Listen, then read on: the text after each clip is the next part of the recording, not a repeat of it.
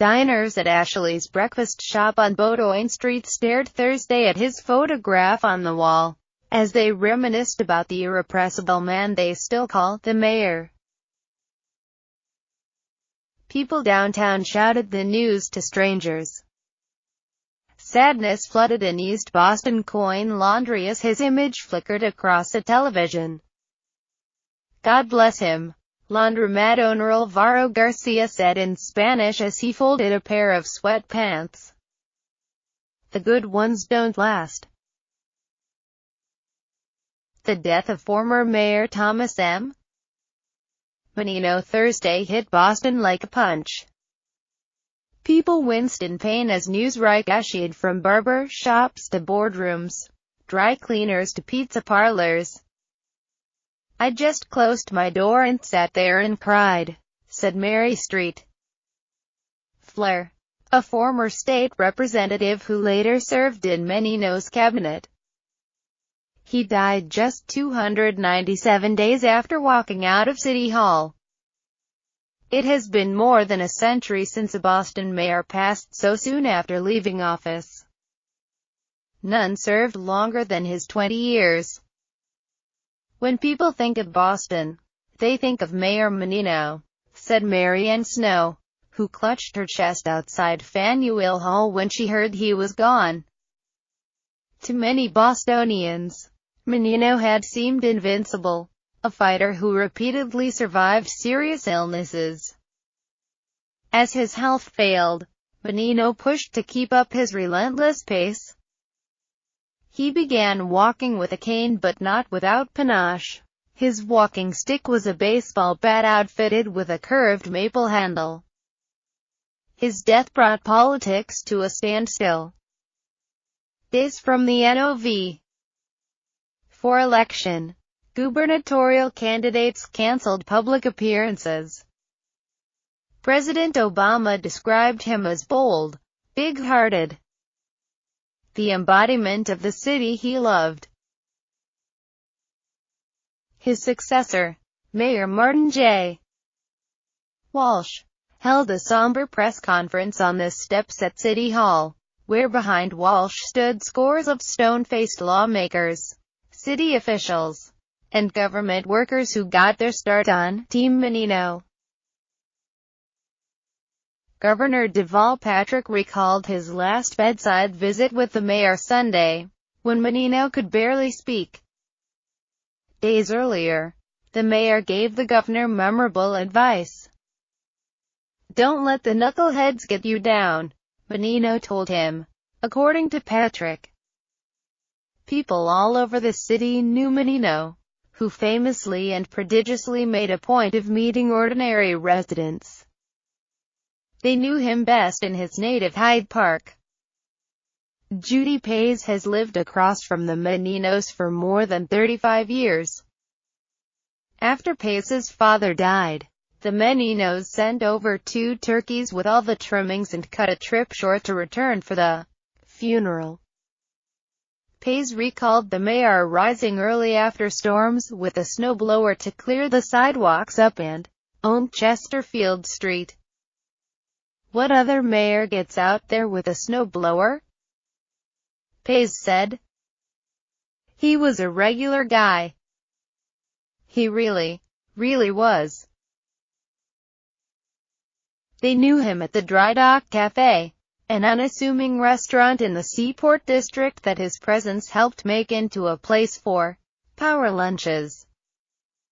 Owner Kathy Spiropoulos sometimes saw him 3 times a week because, she said, he liked to help out the small person. In the North End, his longtime barbers, Gino Colafella and Johnny Camarata, recounted a story that has become barbershop legend. Camarata gave Menino his first mayoral haircut circa 1994, and Colafella last took scissors to his thinning hair on October 4. "When he started with us, he had a full head of hair. He'd say, 'Can you thin it out?' Colafella said. Then later, he'd say, 'Don't cut too much.' The hulking edifice of Boston City Hall seemed almost to sag as red-eyed secretaries, janitors, and parking clerks whispered the news.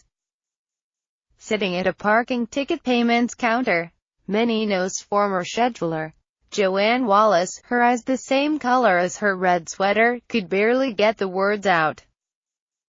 "He was an unbelievable guy," said Wallace, who juggled Menino's non-stop schedule from 1993 to 2011. "He was like a father. He was amazing." Janitor Rocco Odessa, who has cleaned City Hall for 2 decades, teared up as he talked about his old boss. "He would whack me over the head with his cane, but he was just joking around," Odessa said. "He was always joking with me." Meredith Wienick first met Menino in a job interview 12 years ago as a freshly minted Harvard MBA. "The interview was brief, direct, and to the point," said Wienick, a Texan who rose to become the city's chief financial officer. "He asked me only a handful of questions that were all about me proving how much I cared about Boston because that's the only thing he cared about." At Santorpio's Pizza in East Boston, the staff mourned. Menino often came by for lunch with coworkers or his wife and his grandchildren. He loved the barbecue and the pizza, and often took a pizza to go for his son Tommy, a police officer. Often, his waiter was Tony Costanza, 63, a server for more than 30 years.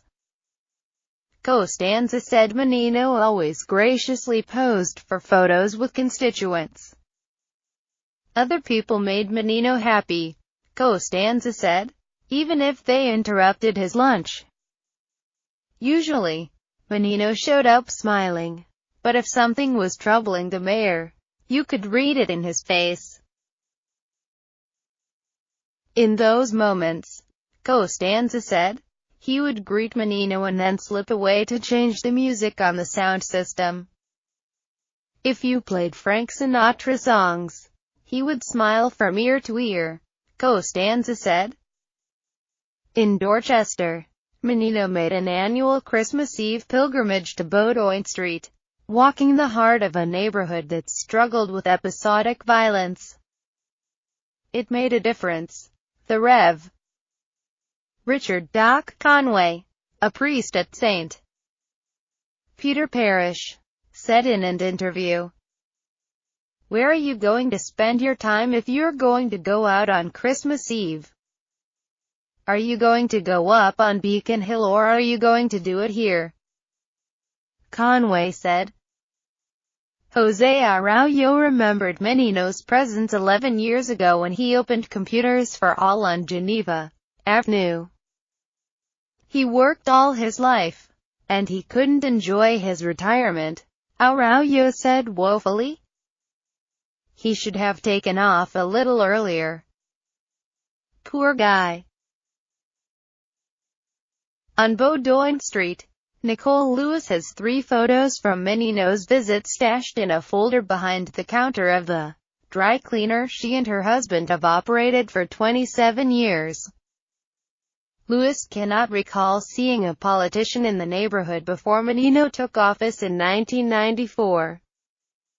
But soon, the sight of the mayor became expected. "It became a routine," Lewis said. "He was a good man." Others recounted Menino in Brighton, Roxbury, and Mattapan, where members of Boston's black community gathered to pay tribute to the life of a mayor who championed their causes as his own. But for many, Menino's impact was personal. In 1988, when Menino was a counselor, a 22-year-old City Hall security guard named Thomas Tindalin caught his eye. Menino began pushing Tindalin to finish college. The day after winning his first election as mayor, Menino called "I want you to come work for me," Menino told Tinlin. "But you have to go back to school." Tinlin earned a bachelor's degree, then a master's in public administration. He rose to become one of the longest-serving transportation commissioners in Boston history.